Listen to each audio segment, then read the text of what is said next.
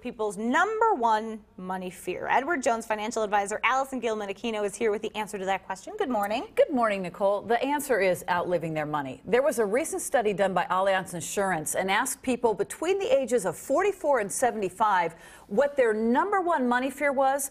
About 61% say #1 fear, they fear depleting their assets more than they fear dying. Now consider this. Men who turned 65 last year, or actually back in 2010, can expect to live on average another 18 and a half years.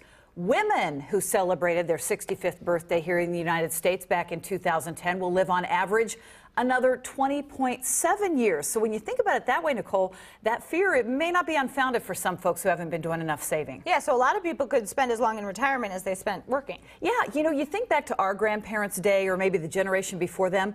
For people to live maybe 5 or 10 years in retirement was really amazing. You know, that was the era of the martini lunch, the smoking a pack of cigarettes every day.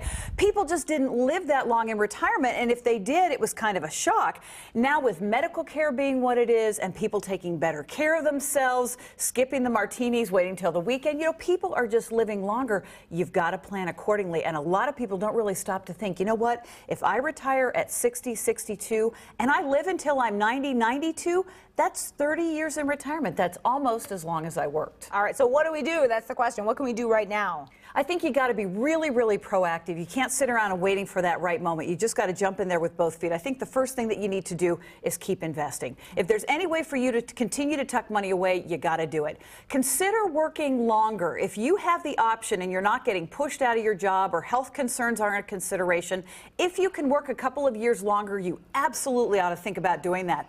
Postponing taking your Social Security benefits. The longer you wait, the more money each month you're going to get.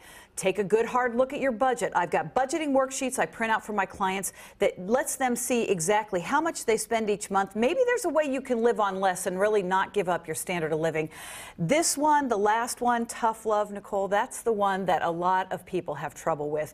When you're getting older, you're getting closer to retirement, or you're in retirement, a lot of times you might have other family members who have needs. And so you want to jump in and help them out because you've got a big heart and you've always been share with your kids, share with your grandkids. You got to make sure in this case you're a little bit selfish. It's okay to look out for #1. Go ahead and share if you've got plenty of money. But if you think you're not going to have enough for yourself, that's when you got to find a way to put the brakes on what you're doing for other family members to make sure you're taking care of #1. Good advice, things to think about. All right, if you've got questions for Allison or maybe you want to see some of those worksheets she mentioned, those could be helpful. Send us your emails. wakeup6@fox6now.com and we will pass your money questions along to Allie. Thank you for being here. You're welcome. All right, Brittany.